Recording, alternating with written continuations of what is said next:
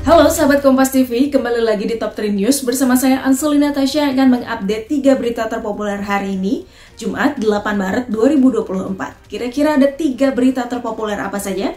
Ini dia videonya. Di berita pertama, kantor PDIP di Jalan Diponegoro Menteng dibanjiri karangan bunga menolak kecurangan pemilu dan mendukung hak angket. Para pengirim meminta Ketua Umum PDIP Megawati Soekarno Putri untuk mendukung hak angket dan kembalikan reformasi. Sejumlah karangan bunga duka cita terlihat membanjiri di depan kantor DPP PDI Perjuangan Jalan Diponegoro Menteng, Jakarta Pusat, Jumat siang. Pada karangan bunga tersebut tertulis dengan jelas ungkapan tuntutan pengirim yang meminta Ketua Umum PDIP Megawati Soekarno Putri untuk kembalikan reformasi serta mendukung hak angket.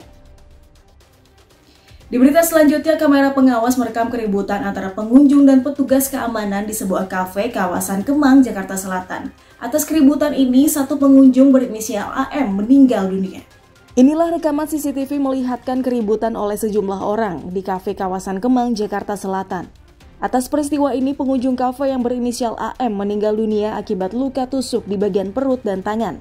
Dalam kasus ini, kepolisian sektor Mampang telah mengamankan 4 orang pelaku yang salah satunya merupakan pelaku penusukan yang bekerja sebagai security cafe.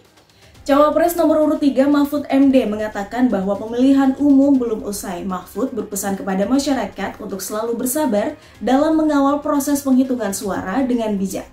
Mahfud MD berpesan kepada rakyat untuk selalu bersabar dalam mengawal proses penghitungan suara.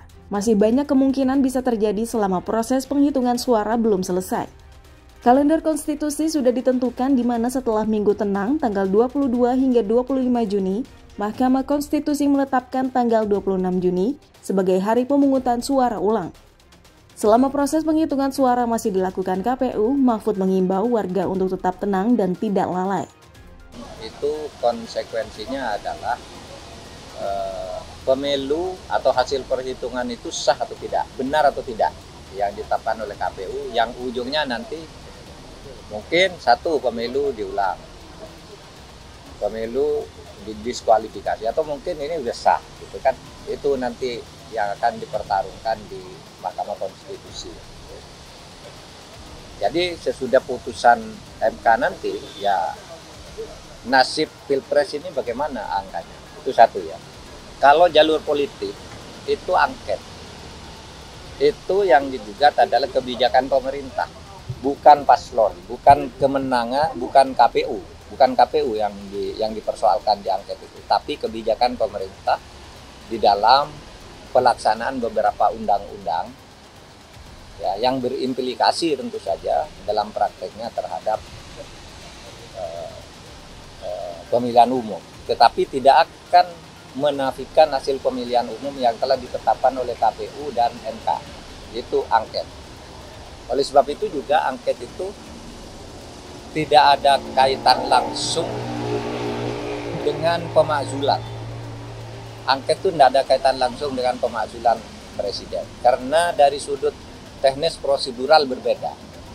Nah sahabat Kompas TV, itu dia tadi 3 berita terpopuler yang terjadi pada hari ini. Kalau begitu saya pamit undur diri dulu, tapi jangan lupa untuk di like, share, komen, dan subscribe channel YouTube Kompas TV.